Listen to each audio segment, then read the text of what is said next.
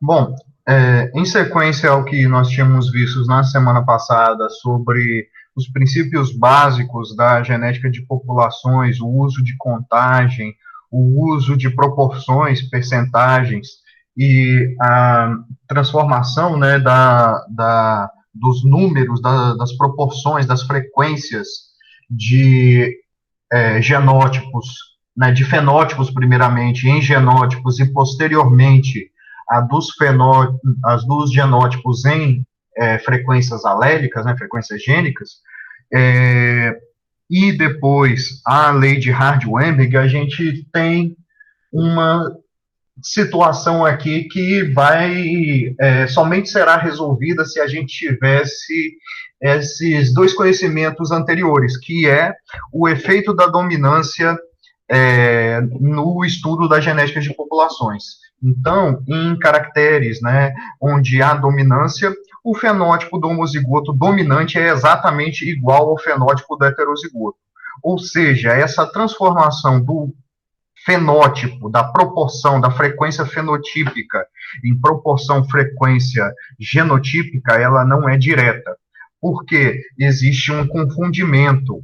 Tanto o homozigoto quanto o heterozigoto vão ter a eles atribuídos o mesmo fenótipo, então a gente não consegue separar esses dois genótipos porque eles têm um fenótipo único, né? O homozigoto dominante é exatamente igual ao heterozigoto fenotipicamente. E eles dois só se diferenciam do homozigoto recessivo. Ou seja, a única transformação possível de ser executada sem erro é a do homozigoto recessivo. Então, o homozigoto recessivo tem sempre fenótipo recessivo, tá certo?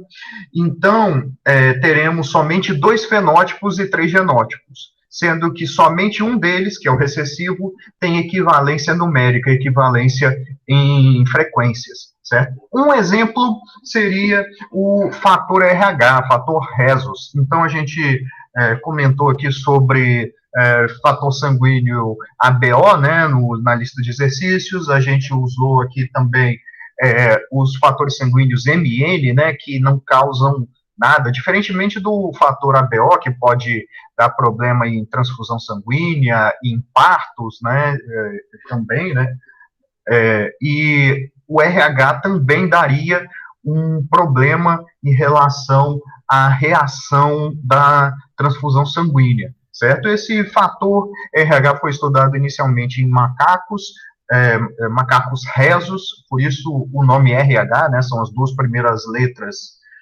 em inglês, né, e em latim também, né, do macaco rhesus, né, e as pessoas que têm os indivíduos que têm essa proteína rhesus na membrana são chamados de RH positivo e as pessoas que não têm essa proteína na membrana da sua hemácia são chamados de RH negativo.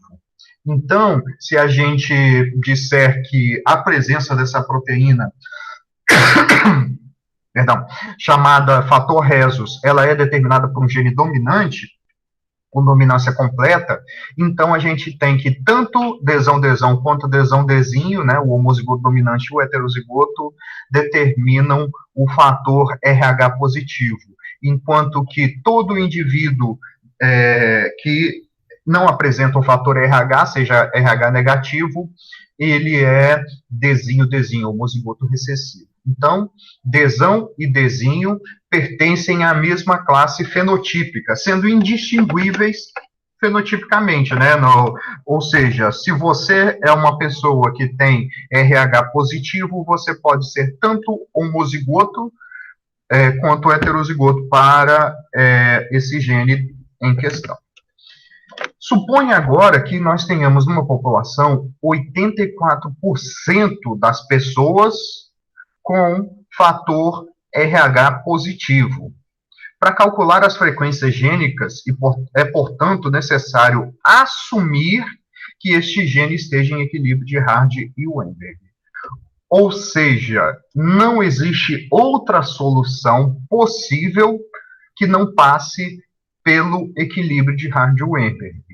porque qualquer alteração que seja aleatória, não podemos dizer quanto de desão e desão-desinho existem, certo? Só é possível inferir sobre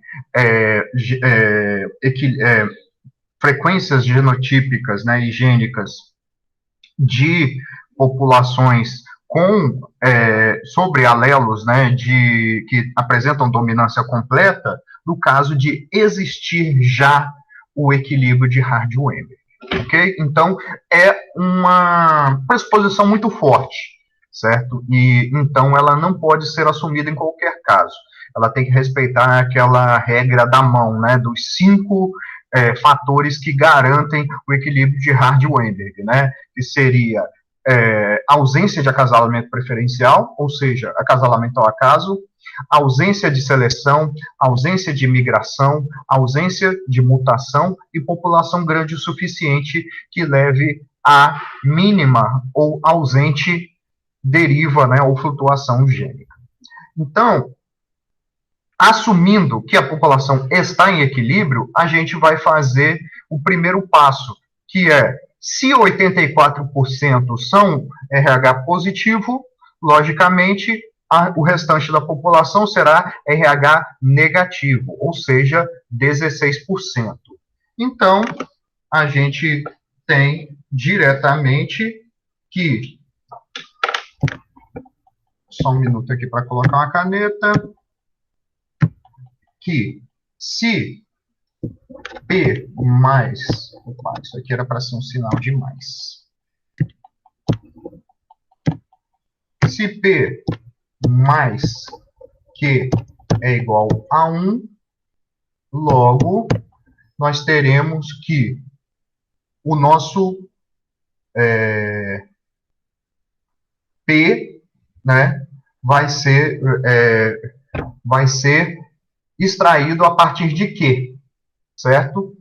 Então, o nosso P será 1 menos Q, certo? E de onde saiu o Q? Nós sabemos que a frequência do homozigoto recessivo dentro do equilíbrio de Hardy-Weinberg é Q ao quadrado. E sabendo que nós temos 16% desse valor, basta tirar a raiz quadrada, né, desse valor. Então, Q é igual a raiz quadrada de 0,16, que dá 0,40, certo? Observando aqui a completude, né, do 100% da população total, nós temos que P é 60%. E na mesma questão do equilíbrio de Hardy-Weinberg, a gente vai ter que a frequência dos homozigotos desão-desão será de 0,6, ou então P, né, ao quadrado, que nos dá 0,36. E a frequência dos heterozigotos será de 2 vezes P vezes Q, 6 vezes 3, 18, vezes 2, 36. Opa, perdão. É 4 aqui, né? Estou fazendo errado aqui. 6 vezes 4, 24. Vezes 2, 48. Ou seja, se a população está em equilíbrio, então eu posso dizer que a porcentagem, a proporção de homozigotos é 0,36 e a proporção de heterozigotos é 0,48. Ou seja, aqui a gente não faz inferência nenhuma quanto ao indivíduo. Se uma pessoa é RH positivo, eu só posso saber se ela é desão-desão ou desão-desinho analisando sua família, certo? Mas eu posso fazer uma inferência das chances que ela tem de apresentar esse genótipo, certo? Então, só fazendo uma conta simples aqui, se a gente tem que os indivíduos totais aqui que apresentam RH positivo são 84% da população, e que desses 84, desão, desão são 0,36 e desão, desinho são 0,48, então, uma forma de calcular a probabilidade de cada um seria colocar 0,36 dividido pelo total de 0,84. Fazendo aqui na calculadora, a calculadora não vai aparecer na projeção aí para vocês, mas se vocês quiserem repetir as contas, 0,36 dividido por 0,48 daria 75%. Ou seja, uma pessoa, opa, é isso mesmo, 0,36 mais 0,48, 0,84. 0,36 dividido por 0,84. Não, errei aqui, errei feio. Coloquei outra conta lá que eu nem vi. Daria 42%. 42,85% aproximado. E se a gente pegar o 0,48 e dividir por 0,84, 0,48 dividido por 0,84 nos dá 57,14. Colocar aproximadamente, né, 57,15%. Ou seja, se você é um indivíduo com um fator RH positivo dentro da população, a chance de você ser, sem analisar a sua família, sem analisar seu pai, sua mãe, seus irmãos, estando nessa população, a chance de você ser sendo RH positivo, a chance de ser desão é de 43%. E a chance de ser desão-desinho, heterozigoto, é de 57%. Certo? Então, é uma inferência que se faz na probabilidade de que determinado indivíduo apresente um fenótipo analisando pela população e não pelo seu histórico familiar. Como o número de grau de liberdade é zero, ou seja, eu tenho duas informações, que é classe fenotípica dominante, classe fenotípica recessivo, e nós vamos ter dois consumos de grau de liberdade, nós temos mais incógnitas, mais variáveis a serem descobertas do que incógnitas. Então, não podemos testar pelo Q quadrado se a população está em equilíbrio de Hardy-Weinberg. Logo, o equilíbrio tem que ser inferido. Como é essa inferência? Observando se existem ou não na população aqueles fatores como acasalamento ao acaso, presença de migração, presença de seleção, presença de mutação gênica e a questão da deriva gênica também, tamanho da população. E a frequência de heterozigotos em populações é outro fator importante a ser analisado.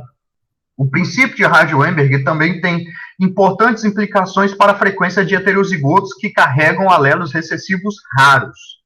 Se a frequência de heterozigotos pelo equilíbrio de Hardy-Weinberg é de 2pq, então o valor máximo de heterozigosidade, o que significa isso? De porcentagem de heterozigotos, ele é sempre que os dois alelos estiverem ao máximo. Ou seja, quando P e Q são máximos. O que significa isso? P e Q só vão ter um maior valor quando eles são iguais. Que seja 0,5 e 0,5. Então, 2 vezes P vezes Q seria 2 vezes 0,5 vezes 0,5. 2 vezes 0,5 é uma unidade. Vezes 0,5 dá o próprio 0,5. Ou seja, numa população em equilíbrio de Hardy-Weinberg, os heterozigotos serão, no máximo, 50% da população. Isso é um fato. Caso contrário, você vai ter sempre valores menores do que 50%. Então, quanto maiores as diferenças entre as frequências dos dois alelos, menor a proporção de heterozigotos. Ou seja, se eu tiver, por exemplo, 60% de alelo dominante, do azão, por exemplo, então vai ser 2 vezes 60% vezes 40%, né, que foi o exemplo que a gente mostrou anteriormente. Que dá, qual a porcentagem de heterozigotos que deu? 0,48. Não foi? Aqui, ó, 0,48.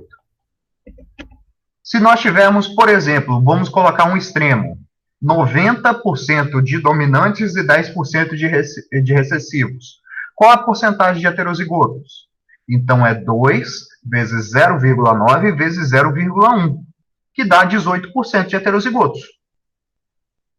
Então, quanto mais eu subo nessa quantidade de um dos alelos, ou do dominante ou do recessivo, mais raro se tornam, menos numerosos se tornam os heterozigotos. Né? Então, quanto maiores as diferenças entre os dois alelos, menor a heterozigosidade, a porcentagem de heterozigotos.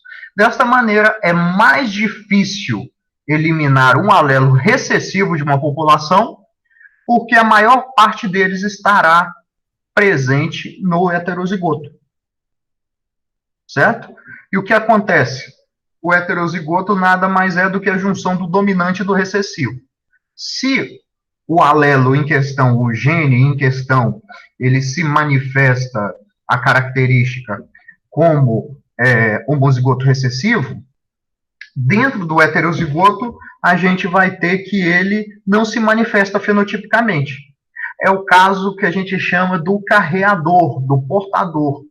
Então, indivíduos que são heterozigotos, eles não manifestam a característica, mas eles perpetuam o gene, eles carregam o gene para formar uma próxima geração. E essa tabela mostra justamente o que a gente estava tentando falar aqui. Né? A frequência máxima de heterozigotos é 50%. Então, quando você tem 50% de heterozigotos, você tem 25% de recessivos, ou seja, para cada um homozigoto recessivo que apresenta a característica, né, o fenótipo da característica, que apresenta, por exemplo, a doença, a gente tem 2 que são portadores. Se a gente passa aqui para um valor de 80% de dominante e 20% de recessivo, a gente vai ter que o recessivo é 4% da população e o heterozigoto é 32% da população, o que nos dá uma proporção de 8 vezes maior.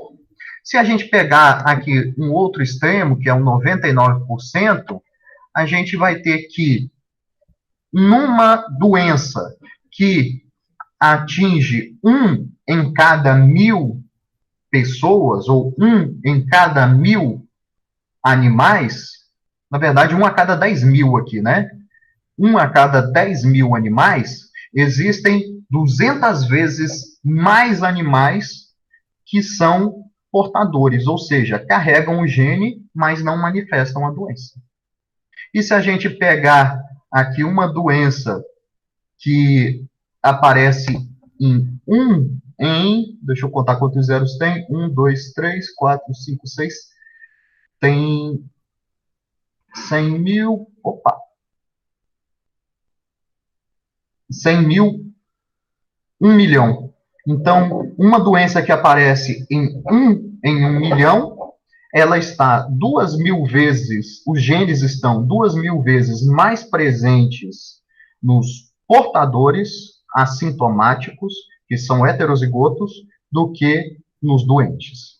Então, isso é uma consequência, ou seja, para cada doença rara que se tem, ela não é tão rara assim geneticamente. ela tem um número muito grande de indivíduos heterozigotos. Então, quando esses indivíduos heterozigotos se acasalam entre si, você vai ter uma grande probabilidade, que é de 25%, da doença se manifestar nos seus filhos, na sua progênie. Então, é essa uma das implicações que a gente tem, por exemplo, nas características, né, nos fenótipos raros, como nas doenças raras. Elas são mais frequentes entre indivíduos parentes, que são resultados, né, de endogamia, de casamento ou acasalamento entre parentes. Ok, falamos sobre os fatores que afetam o equilíbrio de Hardy-Weinberg. Como seriam estes fatores especificamente? Como eles agiriam? Né? Então, a gente pode colocar aqui, né, os 5 fatores que a gente citou: mutação, migração, seleção, deriva genética e acasalamento preferencial. Se a gente pegar inicialmente a mutação,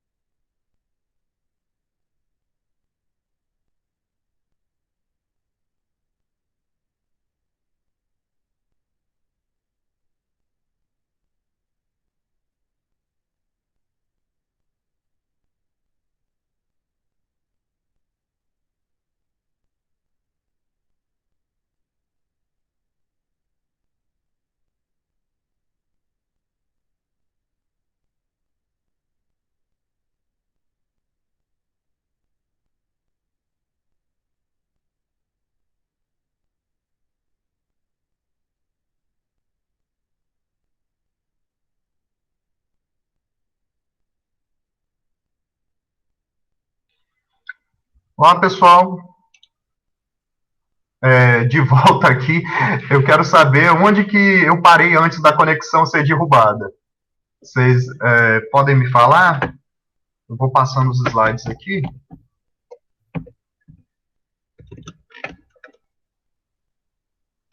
Alguém pode me dizer aqui onde tinha parado? É porque não está aparecendo os slides ainda. Sim. É porque está carregando. Só um minuto.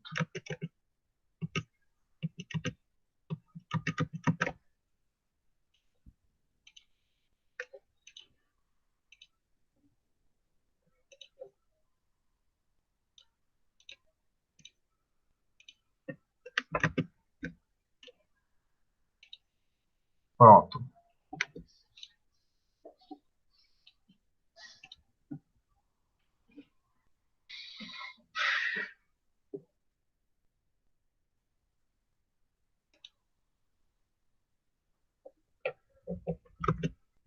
Certo. Eu vou passando aqui os slides, você me dizem... passou por esse slide aqui, de efeito do heterozigoto, esse de proporção entre heterozigotos e recessivos, vocês viram? Sim, passou. Passou. Fatores que afetam o equilíbrio, vocês viram? Pronto, era esse aí que estava. Era esse mesmo, né? Então, vou retornar, vou reiniciar a gravação. Bom, ela já está gravando já, né? Eu acho que ela vai ser juntada depois, na hora que a gente precisar. Então, a gente tem esses 5 fatores, né? E a gente vai estudar agora de forma mais aprofundada como eles funcionam. A mutação, como a gente já viu, são mudanças de nucleotídeos, né? E essas mudanças, elas podem ser... podem ocasionar em mudança de fenótipo ou não. Então, tipicamente, aquelas que a gente chama de neutra e silenciosa, elas não resultam em mudança de função, né? Porque normalmente troca o nucleotídeo, mas não troca o códon, então não troca o aminoácido, ou então troca o aminoácido, mas no fenótipo, né, na função da proteína, não é alterado. À exceção desses 2 casos, todos os outros causam ou uma perda ou um ganho de função, como a gente já viu nas aulas anteriores. né? E, com isso, cria-se novos alelos. E a mutação, ela é a fonte final de toda a variação genética existente. É o único modo natural, espontâneo, de surgirem novos genes, né? Então, a gente só vai falar em criar novos genes através de mutação. E as taxas de mutação, elas são muito pequenas. Elas acontecem de maneira muito controlada e regulada pelos mecanismos internos, né, como a gente já viu, as correções, a inviabilidade de gametas, né? Então, ter um indivíduo com uma mutação ocorre muito esporadicamente dentro da população. E a mutação sozinha, por ela ter taxas muito baixas, ela não reflete a mudança total na população de maneira significativa. Então, vamos dizer que aconteceu uma mutação, e essa mutação fez com que perdesse uma função, mas que na situação em que o animal vivia, essa perda de função não era importante, porque o animal não precisava daquela função, né? Então, a gente dá um exemplo, numas características do tipo perda do dente ciso. Bom, as pessoas que não apresentam desenvolvimento do dente ciso, hoje em dia, não estão prejudicadas em nada, né?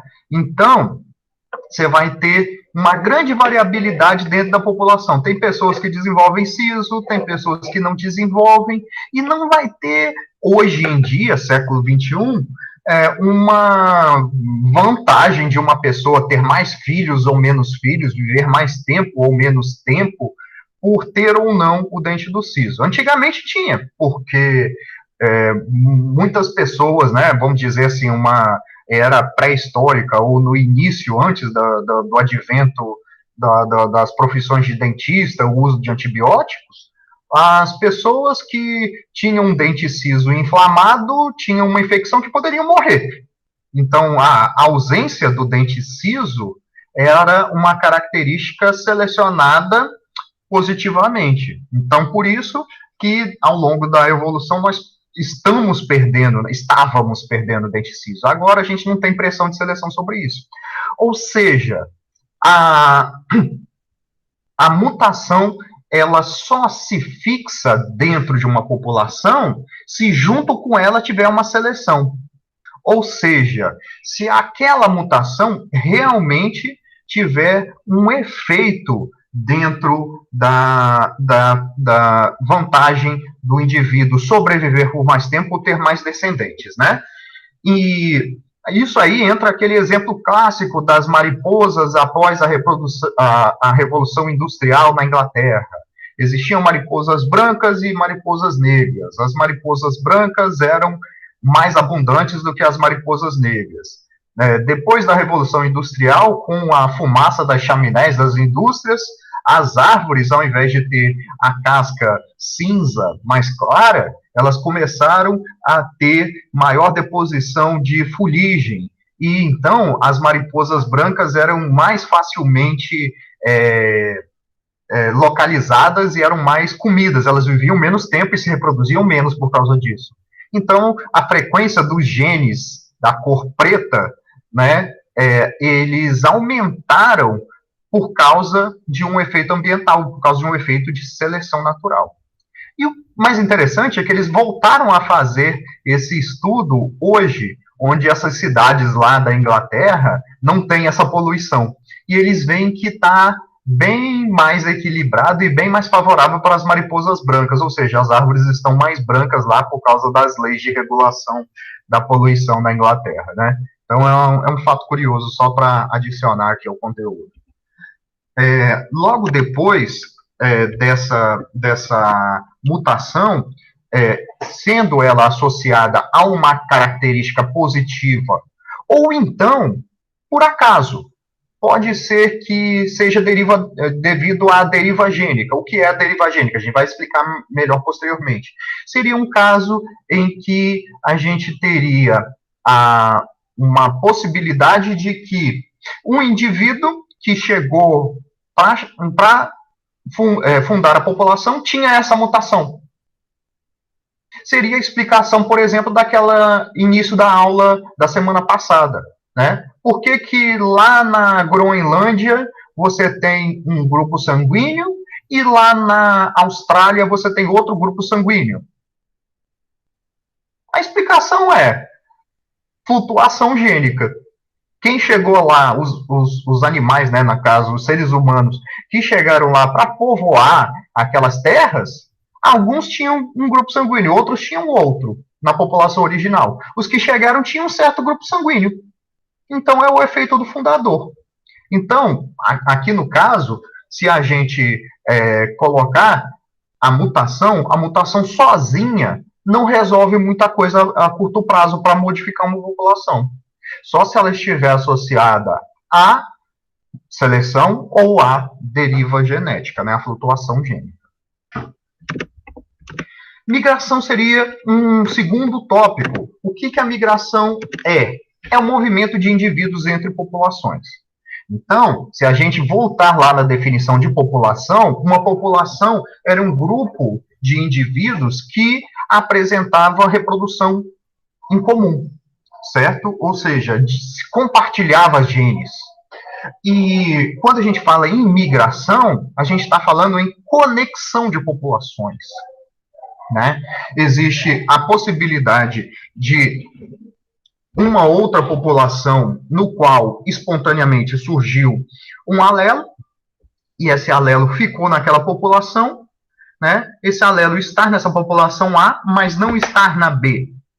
Então, a migração faz a mudança gênica, fazendo com que o alelo que estava na população A seja transportado, obviamente, por meio do animal, né, que se desloca de uma população para outra e reproduz na população B, fazendo com que as frequências dos alelos sejam modificadas.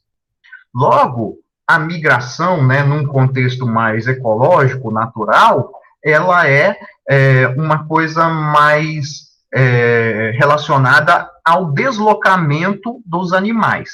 Porém, se a gente pegar no sentido zootécnico, a migração não necessariamente vai precisar do deslocamento do animal. Ela pode ser feita através de comércio de sêmen, comércio de ovócitos, comércios de embrião. Então, a gente, na população, por exemplo, de gado de leite brasileiro, a gente tem uma imigração de material genético da população lá dos Estados Unidos, do Canadá, da Holanda, da França, da Inglaterra, da Espanha, da Nova Zelândia, da Austrália.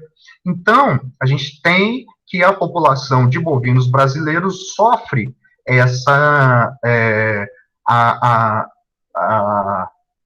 toda a mutação e a seleção que aconteceu lá naqueles países vai alterar a frequência gênica aqui, porque a população brasileira recebe, por meio principalmente do sêmen, esses indivíduos, na verdade, o material genético destes indivíduos.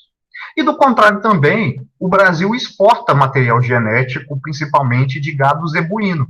Então, a população brasileira influencia geneticamente a estrutura de populações da América Latina, da África, da Ásia, principalmente.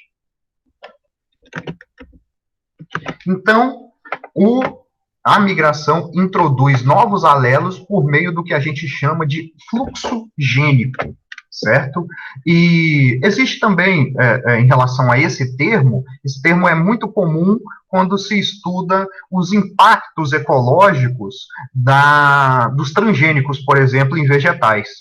Então, se você colocar uma planta de milho transgênico e colocar ela em polinização aberta e ela estiver próxima de espécies de milho selvagem, o pólen desse milho pode chegar às plantas selvagens e, vamos dizer assim, contaminar geneticamente a população. Ou seja, os genes que estão associados, ligados à presença do transgênico vão ter vantagens, porque a planta transgênica tem alguma vantagem. Normalmente, o transgênico do milho é o BT, que impede o desenvolvimento de lagartas e desenvolvimento de insetos. Então, ele é menos comido por insetos. Então, se ele é menos comido por insetos, ele tem maior capacidade de crescer e de reproduzir. Então, com isso, principalmente os ecologistas e o pessoal da produção vegetal relacionada à preservação de recursos genéticos tem uma preocupação muito grande, porque vai acontecendo uma erosão genética. Esses híbridos, eles passariam a se desenvolver mais, matando, digamos, por seleção, né? Não teriam competitividade e aniquilariam a população selvagem que tem muita diversidade genética e poderia ser guardada para o futuro para outros objetivos de melhoramento, né? Então, perda de biodiversidade está relacionada à migração, né, e nessa utilização de indivíduos diferenciados, né, melhorados geneticamente, certo? Não precisa ser transgênico, não.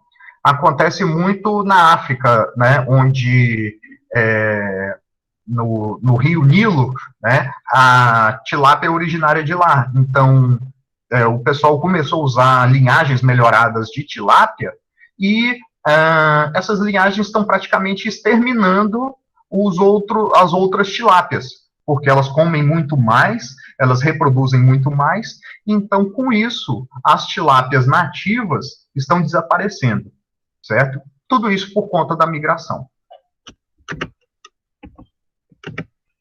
Então, o fluxo gênico, ele tende a homogeneizar populações separadas, que compartilharão mais variações, retardando o processo de especiação. Ou seja, lá no caso da mutação, quando duas populações estavam isoladas e um evento de mutação acontecia na população A e outro evento em outro gene acontecia na população B, as duas populações paulatinamente iam se especiando, ou seja, tendendo a formar espécies diferentes. A migração faz o efeito oposto. Então, a gente diz que, normalmente, a gente tem uma diferenciação grande entre espécies, linhagens, raças, através de isolamento reprodutivo.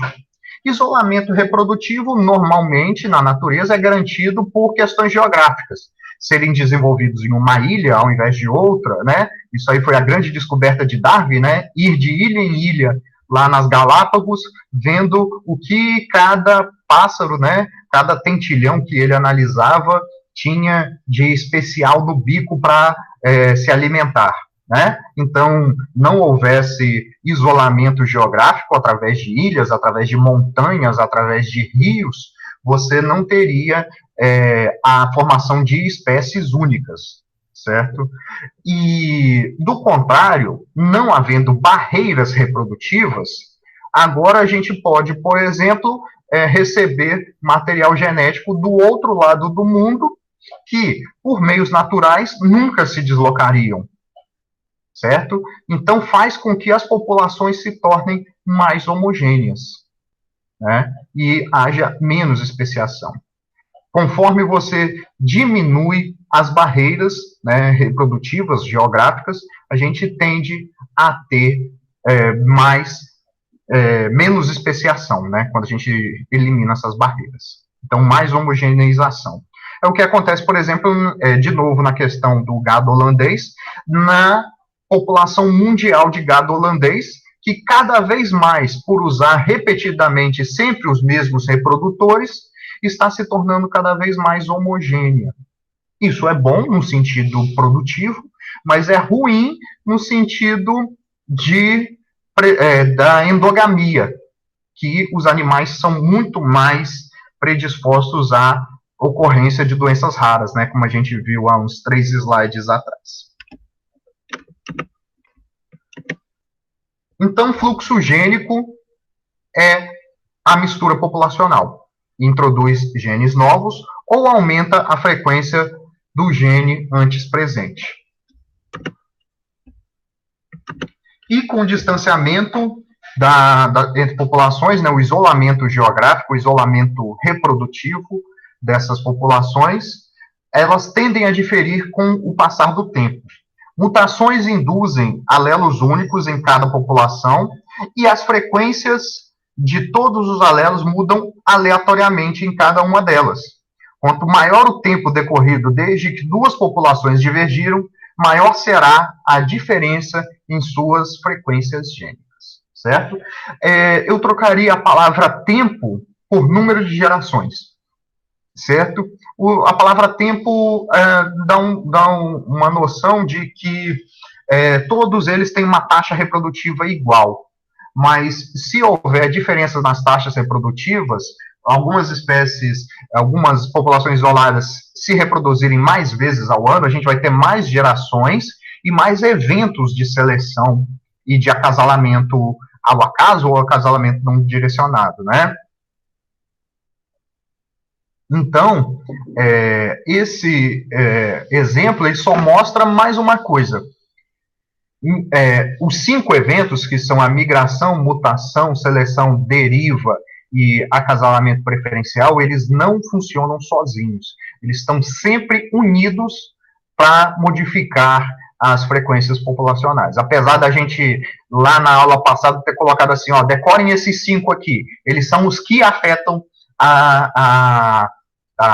o equilíbrio da população e causam com que não exista equilíbrio de Hardy-Weinberg, né? Vocês lembram disso. Bom, se o nosso objetivo é atingir o equilíbrio, sim, a gente vai analisar os 5 e colocar eles todos no mesmo grupo. Mas se a gente está pensando no desequilíbrio, que seria a formação de novas raças, formação de novas espécies, né, seja no interesse evolucionário ou no sentido de melhoramento, a gente vai ter que pensar em como esses 5 eventos eles estão funcionando conjuntamente. A seleção seria o fato de que certos genótipos deixam mais descendentes do que outros. Então, quando a gente fala em seleção natural, vem à mente aquela palavrinha, né, que é a adaptabilidade, ou então fitness. Então, o fitness é a junção de 2 características básicas, né, que seria sobrevivência e reprodução. Então, esses 2 termos, sobrevivência e reprodução, eles estarão associados com maior disseminação, com maior número de descendentes. Então, de nada adianta um animal viver de uma vida muito longa se a taxa reprodutiva dele é baixa, se ele tem poucos descendentes. Também o oposto não dá tanta vantagem. Se o animal reproduz muito, né, tem muitos descendentes, é hiperprolífico, mas vive por curto tempo, isso causa uma baixo fitness, baixa adaptabilidade.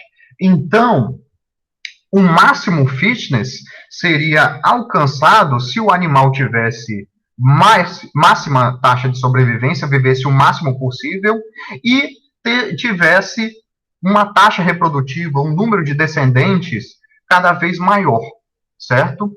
E isso leva a uma consequência ecológica, né? Que os animais vão estar divididos, né, ecologicamente em 2 tipos. Os animais R selecionados e K selecionados. Os R selecionados, naturalmente, né, que eu estou falando na questão ecológica, seriam os animais que têm maior taxa reprodutiva, porém têm uma sobrevivência baixa. Por exemplo, animais pequenos, ratos. né? Coelhos. Eles têm muitos descendentes, mas eles não vivem tão longo tempo. Então, eles persistem na natureza porque têm muitos descendentes. Agora, um animal K-selecionado seria um animal de grande porte, tal como um elefante, né? O elefante, a elefanta demora mais de um ano para ter uma prole, né? Um parto. E quando ela pare só um filhote, né? Mas, em compensação, ela vive longos anos e a taxa de sobrevivência, né, a parte dela de viver longo tempo, né, de ser bastante resistente, faz com que haja muito desses animais. Então, é uma estratégia. Né? Na natureza, a gente tem vamos dizer, essas duas opções.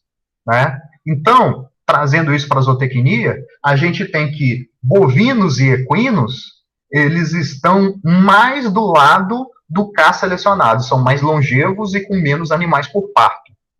Se a gente pega aves e suínos e coelhos, né, a gente vai ter que eles são mais selecionados para reprodução. E se a gente pegar no meio do caminho ali, né, ovinos e caprinos, eles estão um pouquinho mais para o lado dos bovinos e equinos, mas eles têm uma reprodução um pouco maior, uma taxa de reprodução um pouco maior. Né, um número de descendentes por ano, digamos assim, é maior do que dos animais maiores, porém menor do que dos animais hiperprolíficos, né, que são as aves, os suínos e os coelhos, zootecnicamente, né.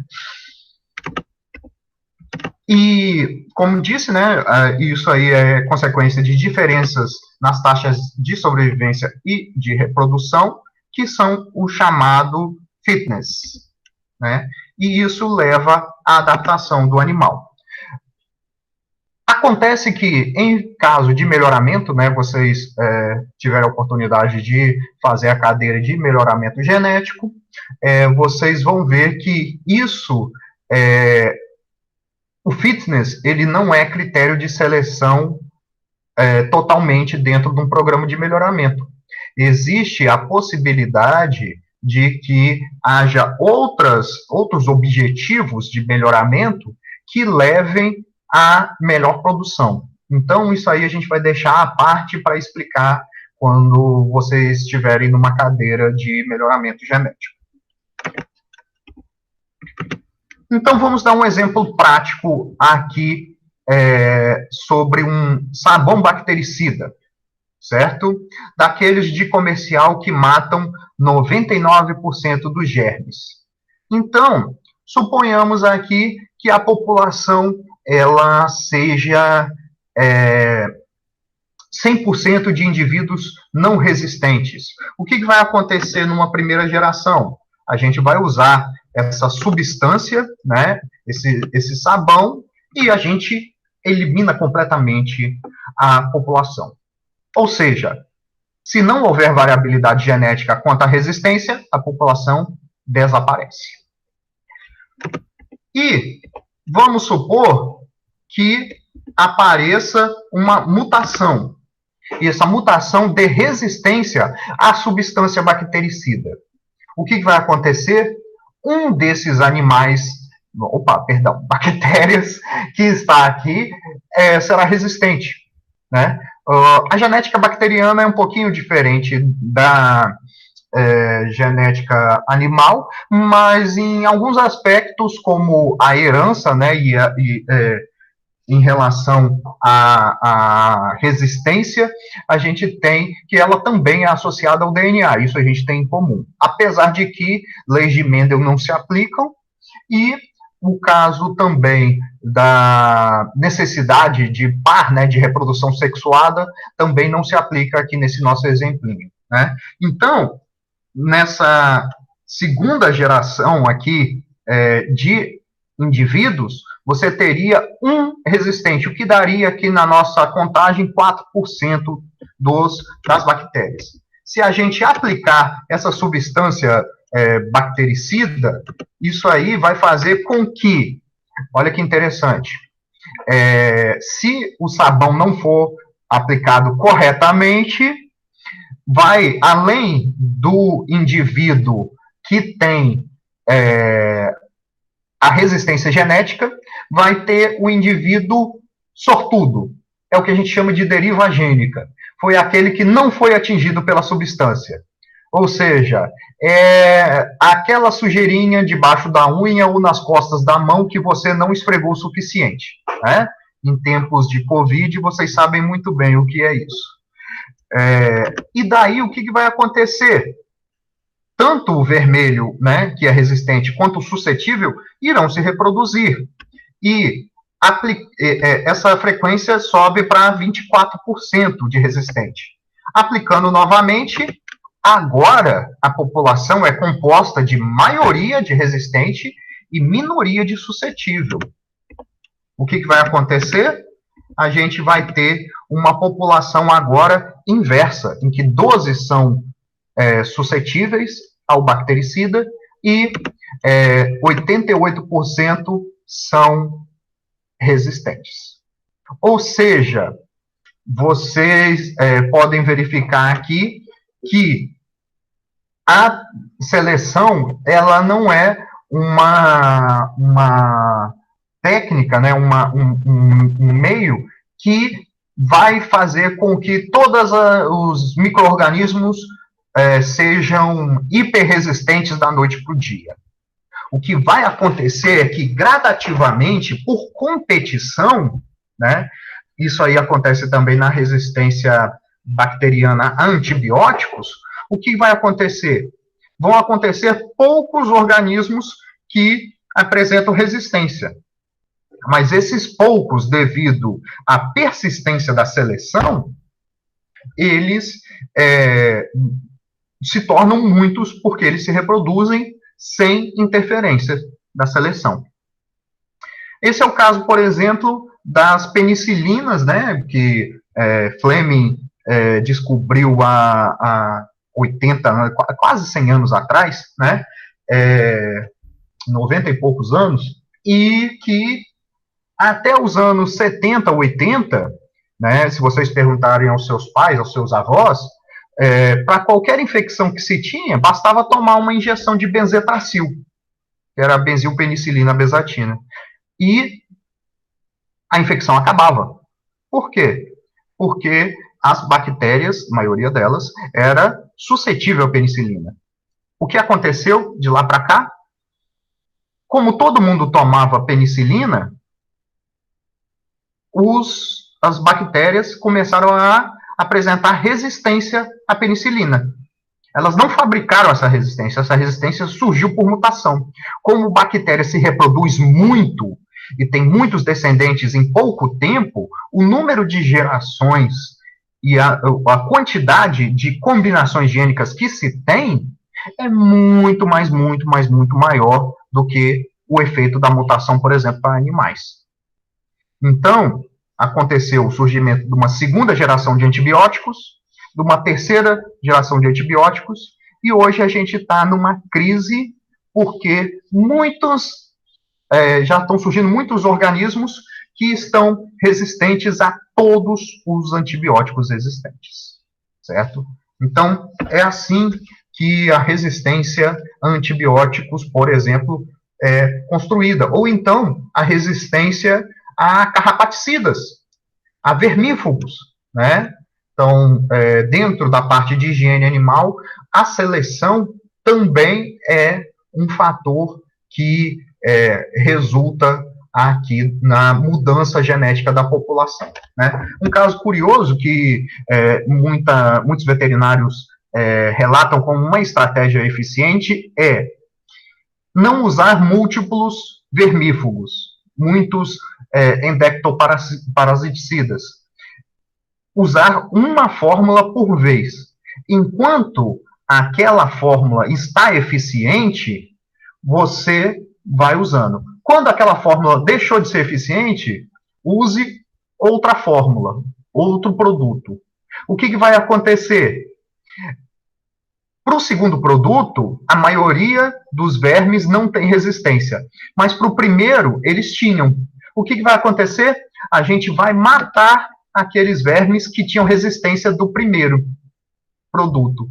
E usando o segundo produto persistentemente até dar uma redução na eficácia dele, você matou os indivíduos que eram resistentes ao primeiro vermífugo e pode voltar a usá-lo posteriormente, né? Bom, como normalmente se usa uma combinação de vermífugos diferentes, o que acontece é uma resistência múltipla. Mas se esse processo fosse adotado, a gente poderia usar ciclicamente diferentes produtos e ter alta eficácia no uso desses produtos. Mas eu não vou me aprofundar muito sobre isso, né? Não é minha área. Quem tiver interesse aí discutir isso com alguém da veterinária ou com a professora Laís, né, que está ministrando higiene animal, isso aí é uma coisa bem interessante. E a seleção natural também pode causar divergência em populações devido a diferenças no ambiente. Então, vamos imaginar que a gente tinha uma população original em que essa população foi uma parte para o norte e uma parte para o sul. E que no norte as condições de alimentação, temperatura, clima e tudo mais são bem diferentes das condições observadas no sul. Com isso, os animais que vão ao norte, eles vão ter características diferentes. A gente pode observar isso muito bem em bovinos. Os bovinos que estão na zona temperada, eles têm um pelo mais grosso, pelo não, uma cobertura de pelo mais espessa para dar uma camada de ar melhor para fazer a termorregulação em épocas frias. Eles têm a pele mais fina, né? E normalmente podem apresentar a coloração mais clara ou mais escura, né? Quanto mais ao norte, mais escura a coloração de pelo, não de pele, de pelo, para causar a absorção dos raios solares e ter menos problema com frio. Se a gente vai para a região tropical, o oposto ocorre. A pele do animal é mais grossa. Por quê? Porque tem mais carrapato, tem mais ectoparasitas, tem mais moscas. E o pelo é mais fino para facilitar a troca de calor, para não acumular um colchão de ar, digamos assim, né? E quando a gente observa o pelo de animais tropicais, a gente vai ver que o pelo tipicamente é branco ou transparente, né? O que vai acontecer, na verdade, é que essa cor ela vai absorver menos raios solares, dando menos problema de calor para o animal. E curiosamente, a pele desses animais é negra. Se você vê, por exemplo, um animal Nelore, ele tem um pelo branco, você olha e ele é branco. Mas se você vê a pele dele é negra. Por quê? Porque os raios ultravioletas que passam pelos pelos têm mais chance de causar câncer do que na região temperada, na região de latitude superior. Então, os animais desenvolvem uma produção maior de melanina para proteger a pele contra a radiação, certo? Então, isso não surgiu do nada, isso foi seleção natural. Os animais que tinham pele mais clara nas regiões tropicais, eles morriam mais rápido de câncer de pele e deixavam menos descendentes. Assim como os animais que tinham pele mais fina, eles causavam, né, eles tinham uma maior mortalidade, maior perda de peso por conta de ataque de parasita, de carrapato. Então, eles morriam mais. E os de pele grossa sobreviveram. Então, foi uma seleção natural, certo? E até interessante, eu dei esse exemplo, se não me engano, lá na aula de herança extranuclear, né, herança citoplasmática, né, da herança mitocondrial, que os animais da raça Brahman, né, e Nelore e tudo mais, zebuínos, eles produzem menos incremento calórico, menos produção de calor do que os animais da raça Angus, dos animais europeus. Então, os animais europeus, eles, aqueles que tinham mitocôndrias que davam maior perda de calor para aquecimento, eles eram favorecidos, porque eles tinham melhor sobrevivência, né, nas épocas frias. Enquanto que aqueles que usavam ao máximo a energia e não sobrava energia para produzir calor, né, eles morriam. Então, essas diferenças, até a seleção para a parte mitocondrial é levada em consideração, né, na natureza, né? A seleção natural faz esse tipo de distinção. E por isso a gente tem diferenças entre raças e espécies. Então, um exemplo aqui também prático, né, seria a seleção para os alelos da anemia falciforme. Então, a gente tem 3 genótipos, né? Azinho seria hemoglobina anormal, que causa anemia falciforme. Teria o azão, que seria hemoglobina normal. Porém, os indivíduos eram suscetíveis à malária, porque o parasita da malária, né, ele se aloja nas hemácias. Então, com uma hemácia de formato discoide, ele consegue se reproduzir. Com uma hemácia em formato de lua crescente, né, em formato de foice, ele não consegue se reproduzir eficientemente. E o indivíduo heterozigoto teria ambas hemoglobinas e seria resistente à malária e não teria anemia falciforme, né? O que acontece na prática? O indivíduo azinho teria baixo fitness, porque teria anemia.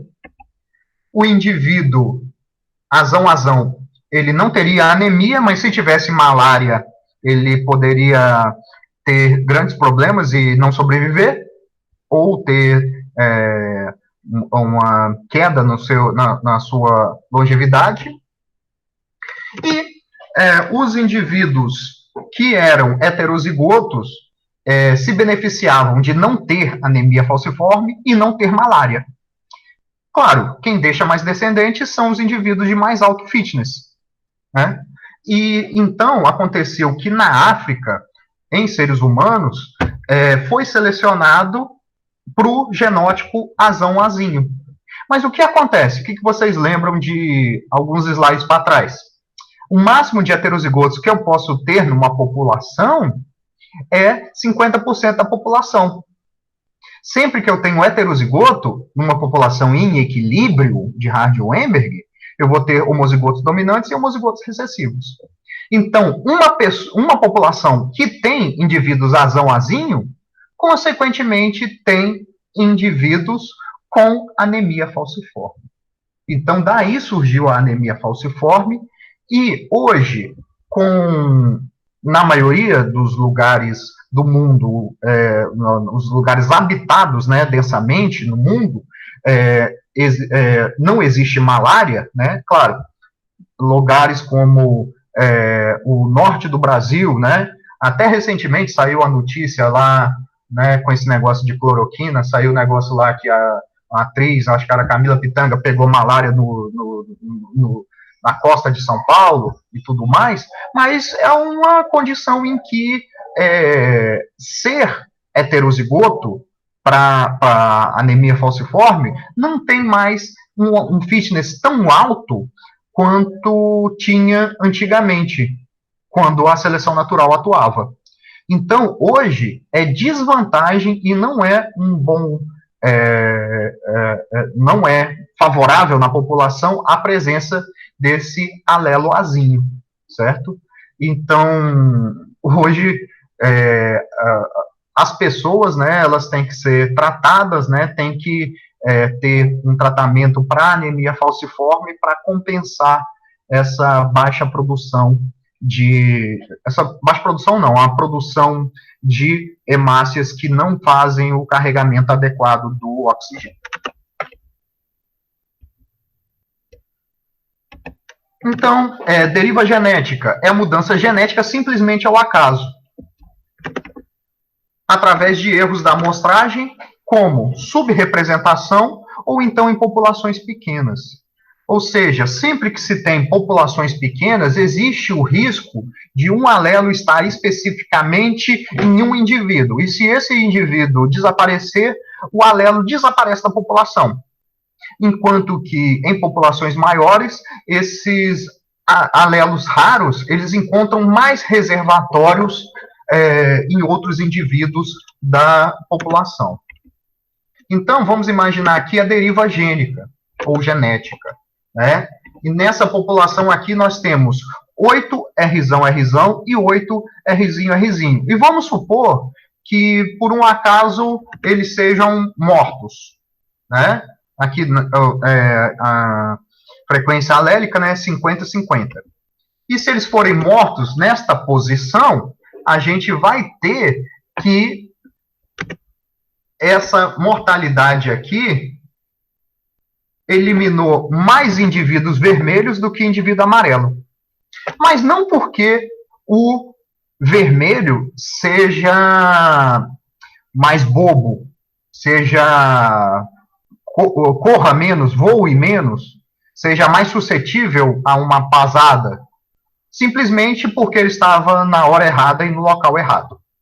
Então, deriva genética é isso. É uma modificação na frequência gênica que não é atribuída à seleção, não é atribuível à migração e não é atribuível aos acasalamentos. É atribuída ao acaso, certo? Então, por acaso, a gente eliminou mais vermelhos do que amarelos, certo? E eu falava no início dessa aula sobre a questão lá dos indivíduos, dos esquimós da Groenlândia e dos aborígenes australianos. Por que eles têm genes diferentes? Ora, pense que a população original humana, vinda da África, seja essa primeira garrafa aí, cheia de bolinhas azuis, cheia de bolinhas brancas e com algumas bolinhas amarelas, poucas. E que de pouco em pouco, os indivíduos formassem colônias fora da África, certo? Então, vamos imaginar que essas populações sejam amostras pequenas da população total. Um copinho desse. O que esse copinho diz para a gente sobre a população? Imagine que cada bolinha seja um gene. A gente pegou 1, 2, 3, 4, 5 bolinhas azuis e uma bolinha amarela. O que isso quer dizer? A gente não amostrou nenhuma bolinha branca. Quer dizer que este gene que existia na população original, ele, na população que se derivou, ele não existe porque o fundador dessa população, eles não tinham esse gene. Então é o caso lá que explica a questão das diferenças de tipo sanguíneo.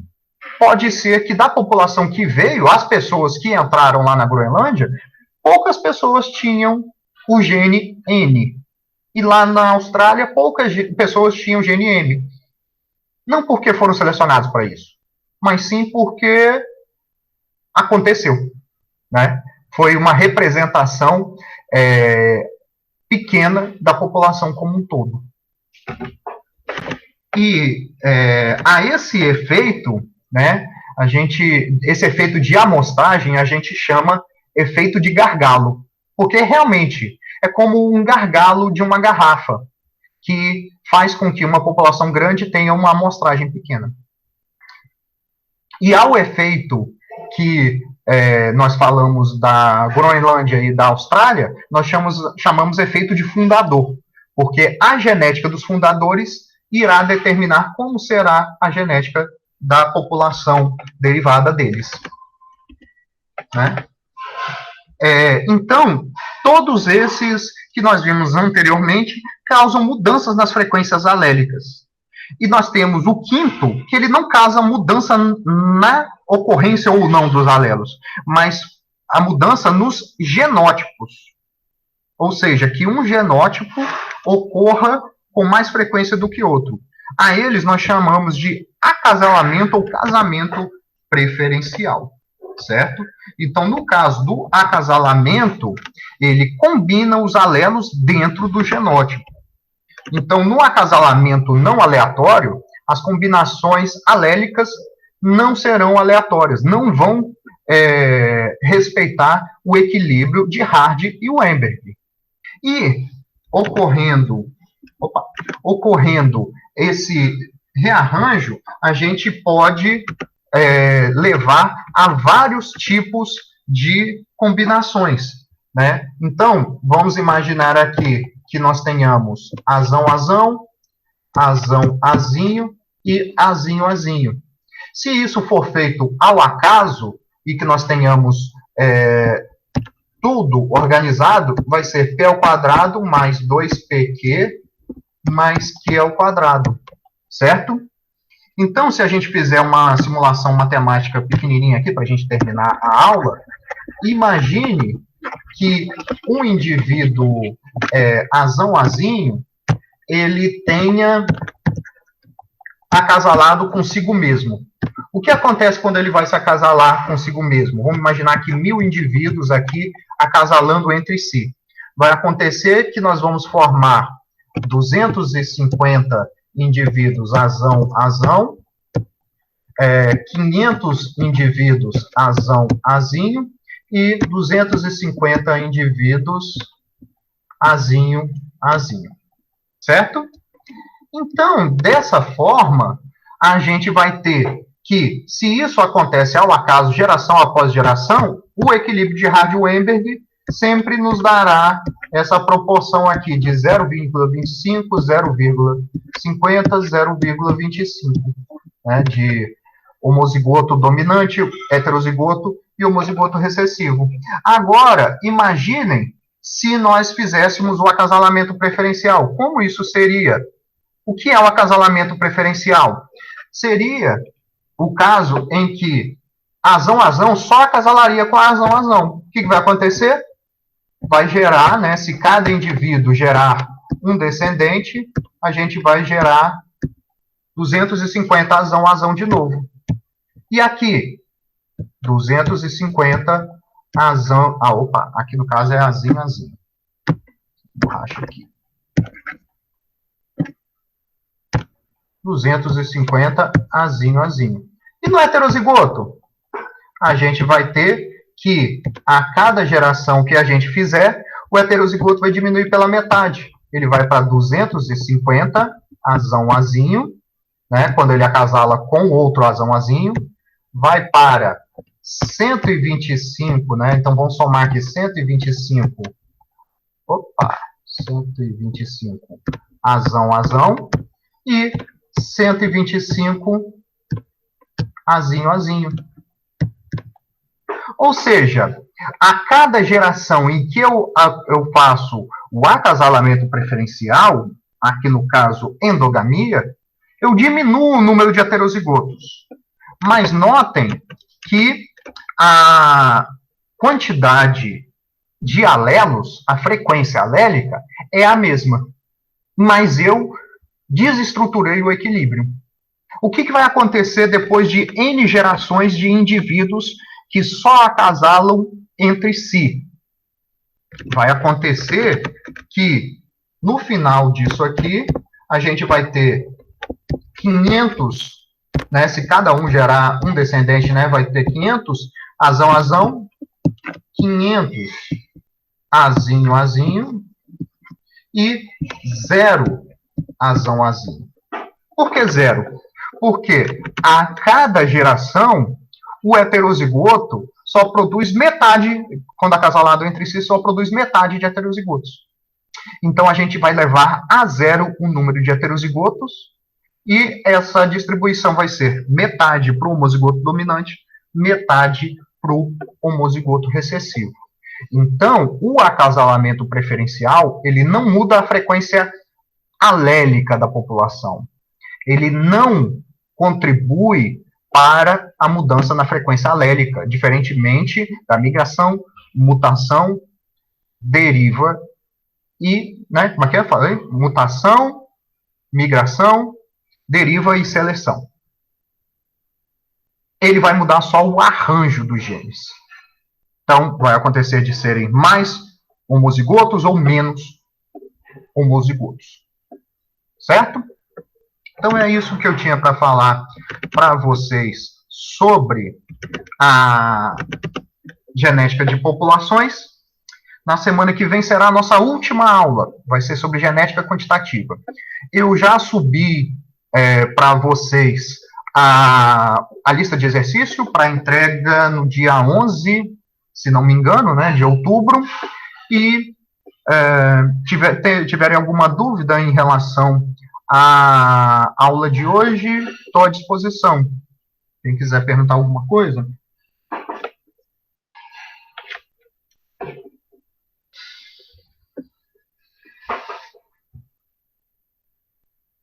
Não?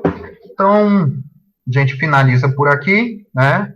Bom resto de semana para vocês e até mais. Tchau.